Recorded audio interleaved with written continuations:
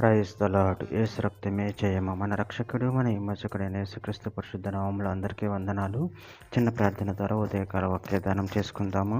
పరిశుద్ధుడ మహాగణుడు అనే దేవ యేసయ్య, సర్వాధికారినైనా మీకే వేలాది వందనములు, కృతజ్ఞతాస్తుతి స్తోత్రం చెల్లించుకుంటున్నాను దేవ ఉదయకాలం ప్రభు వాక్య భాగం ధ్యానిస్తుండగా వాక్య భాగం అర్ధమౌరులు సహాయం చేసి మీ కృపలో బలపరిచి మీకు మాదిరిగా మమ్మల్ని నడిపించి మీ చిత్తమును మా జీవితంలో జరిగించమని ఈ చిన్న ప్రార్థన యేసుక్రీస్తు పరిశుద్ధ నామములో అడిగి వేడుకుంటున్నాను తండ్రి. Amen amen.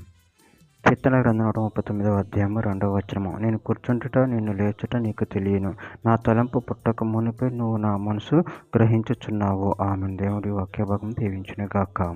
ప్రభునందు ప్రియులారా, ఇక్కడ వాక్య భాగంలో గమనించినట్లయితే, నేను కూర్చుంటట నేను లేచుట నీకు తెలియను, నాకు తలంపు పుట్టక మునిపే నువ్వు నా మనసు గ్రహించుచున్నావు.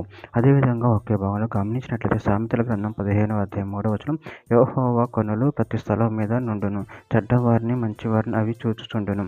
కొరింథీయులకు రాసిన మొదటి పత్రిక 4వ అధ్యాయం 5వ వచనం, కాబట్టి సమయం రాకమునుపు అనగా ప్రభు వచ్చే వరకు దేనిని గురించి తీర్పు తీర్చకుడి. ఆయన అంధకారమందు రహస్యములను వెలుగులోనికి తెచ్చి హృదయములలోని ఆలోచనలను బయలుపరిచినప్పుడు ప్రతి వానికి తగిన మెప్పు దేవుని వలన కలుగును. సమూయేలు మొదటి గ్రంథం 16వ అధ్యాయం 7వ వచనం, అయితే యెహోవా సమూయేలుతో ఇలాగూ సెలవిచ్చెను, అతని రూపము అతని ఎత్తును లక్ష్యపెట్టుకు, మనుషుల లక్ష్యపెట్టు వాటిని యెహోవా లక్ష్యపెట్టడు. నేను అతని త్రోసివేసి ఉన్నాను, మనుషుల పైరూపును లక్ష్యపెట్టుదురు కానీ యెహోవా హృదయమును లక్ష్యపెట్టును. ఇర్మీయా గ్రంథం 17వ అధ్యాయం 10వ వచనం, ఒకని ప్రవర్తన బట్టి వాని క్రియల ఫలము చొప్పున ప్రతీకారము చెయ్యుటకు యెహోవా అను నేను హృదయమును పరిశోధించువాడును, అంతరింద్రియములను పరీక్షించువాడును. మత్తయి సువార్త 12వ అధ్యాయం 25వ వచనం, ఆయన వారి తలంపులను నెరిగి వారితో ఇట్లా నేను, తనకు తానే విరోధముగా ఏర్పడిన ప్రతి రాజ్యం పాడైపోవును, తనకు తాను విరోధంగా ఏర్పడిన ఏ పట్టణమైనను ఏ ఇల్లైనను నిలవదు.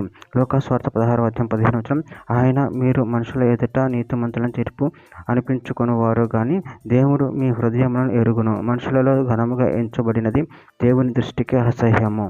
చివరిగా ఒక మాట, హెబ్రీయులకు రాసిన పత్రిక 4వ అధ్యాయం 12వ వచనం, ఎందుకనగా దేవుని వాక్యం సజీవమై బలము గలదై రెండంచులు గల ఎటువంటి ఖడ్గం కంటేను వాడిగా ఉండి ప్రాణాత్మలను కీలును మూలుగును విభజించేంత మట్టుకు దూరుచు హృదయం యొక్క తలంపులను ఆలోచనలను శోధించుచున్నది. ఆమె. దేవుడి వాక్య భాగం దీవించిన కాక చిన్న ప్రార్థన చేసుకుందాము.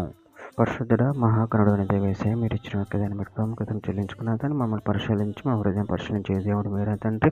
నన్ను మీ అందు భయభక్తులు కలిగి నేను మహిమపరిచి కనపరచవన శక్తిని అనుగ్రహించమని చిన్న ప్రార్థన యేసు నామములో అడిగి వేడుకుంటున్నాను తండ్రి. ఆమేన్.